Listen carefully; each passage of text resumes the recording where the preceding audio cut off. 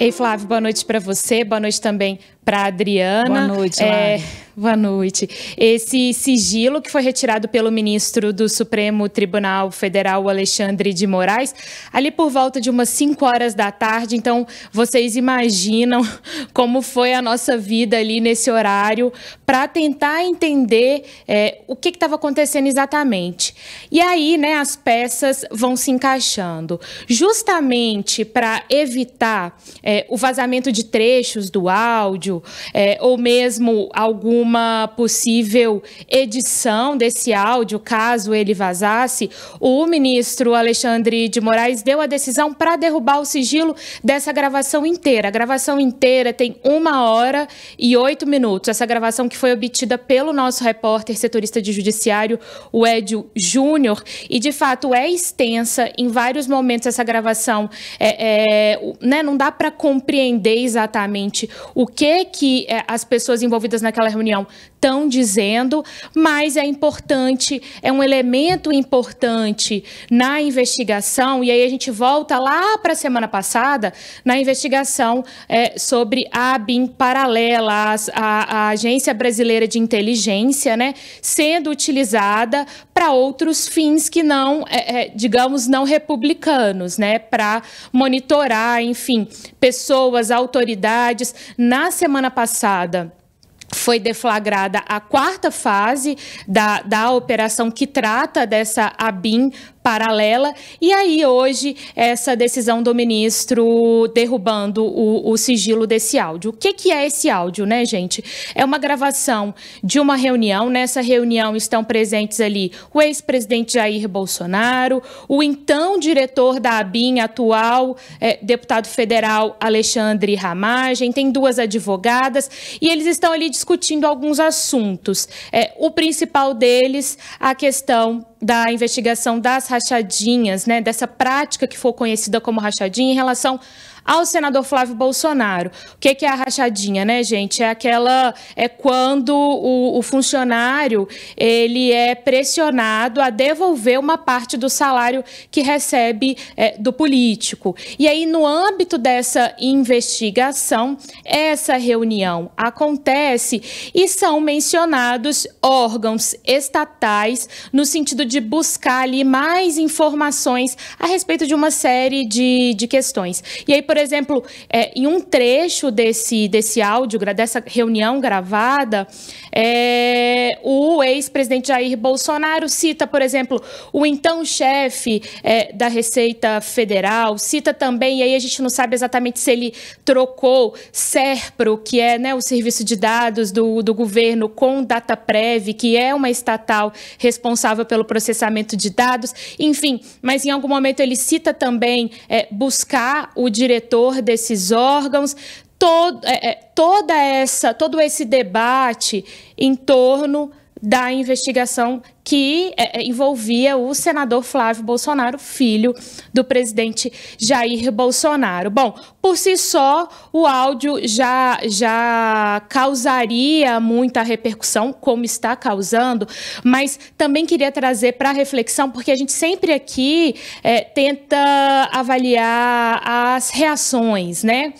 Como que isso reverberou aí no mundo político. E aí, há pouco tempo, antes da nossa conexão aqui, as primeiras manifestações começaram a surgir. Por exemplo, Fábio Van Garten, que esteve no governo Bolsonaro e hoje responde também pela defesa do ex-presidente Jair Bolsonaro, fez questão de ir no Twitter para dizer que não tem nada de errado com o que foi dito ali. E ele cita também um trecho da fala do ex-presidente Jair Bolsonaro, quando ele diz que a gente nunca sabe quem está gravando alguma coisa e que isso seria a prova de que o ex-presidente estava preocupado, digamos, com o bem do país. Alexandre Ramagem também foi nas redes sociais para dizer que a gravação não foi clandestina, porque a gravação foi atribuída a ele, e aí no início, até a gente compreender, né, a origem dessa gravação,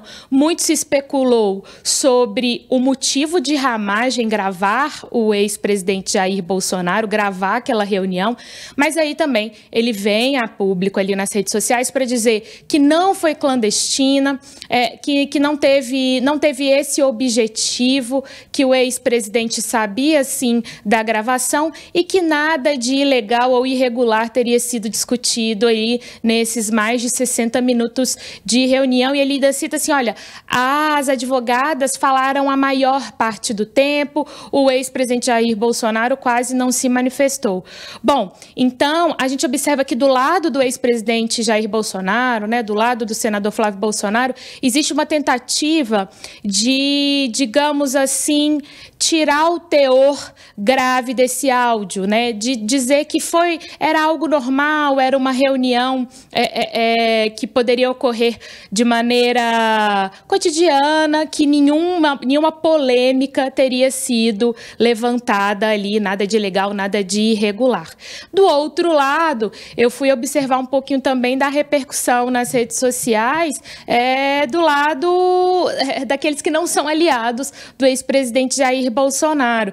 E muito a gente pôde perceber ali parlamentares, autoridades anunciando o fim do sigilo, anunciando ali para todo mundo, olha, Alexandre de Moraes decidiu acabar com o sigilo da gravação da reunião de Bolsonaro com Ramagem, etc, etc e tal, mas muito pouco sendo dito depois disso.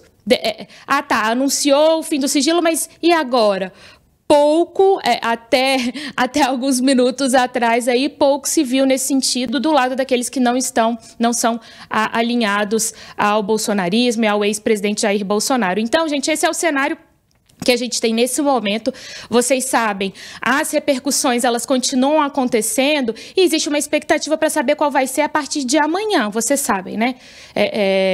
O Congresso retoma as atividades e aí a movimentação começa a ficar mais intensa aqui em Brasília.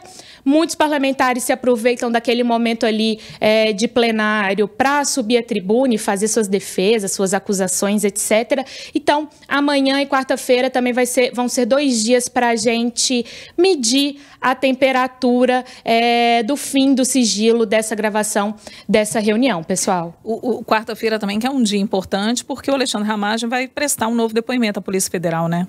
Exatamente, Dri, ótima lembrança, esse depoimento que está previsto, se eu não me engano, para as 2 horas da tarde, lá no Rio de Janeiro, então tende a juntar, digamos ali, figuras importantes que estão ligadas de alguma forma, né, com essas pessoas que foram gravadas na reunião, e pode ser que a gente tenha alguma manifestação pública ali para a imprensa, para jornalistas que estejam aguardando Ramagem, e, claro, aí é mais repercussão e é ver o que essas pessoas também vão dizer e depois disso como que os não aliados vão rebater e assim a gente segue por aqui, pessoal.